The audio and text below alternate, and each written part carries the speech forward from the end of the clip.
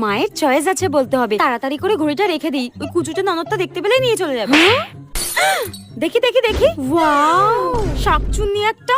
Wow বৌদি দেখো কি সুন্দর লাগছে আমার হাতটা। তোমার থেকে আমার হাতে বেশি সুন্দর লাগছে। বৌদি এই ঘড়িটা আমি নিলাম, হ্যাঁ তোমার হাতে বেশি ভালো লাগবে না। আমার জিনিস আমার হাতেই ভালো লাগবে না। না তোর হাতটাই কেটে দেবো আমি।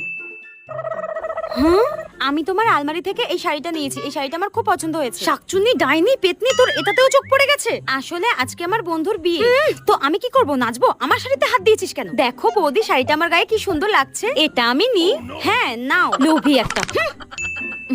ও বৌদি, আবার এই গাজরাটা তো আমার আর এই গাজরাটা তোমার। সেটা আমি জানি, তোর কি? আমারটা না কেমন নোংরা হয়ে গেছে। তোমার এই গাজরাটা নেবো বৌদি, আজকে শাড়ির সাথে পরলে দারুণ লাগবে। বিয়ে বাড়িতে সবাই আমার দিকেই তাকাবে।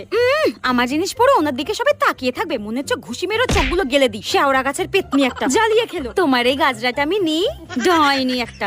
নাও, কবে যে বিদায় হবে।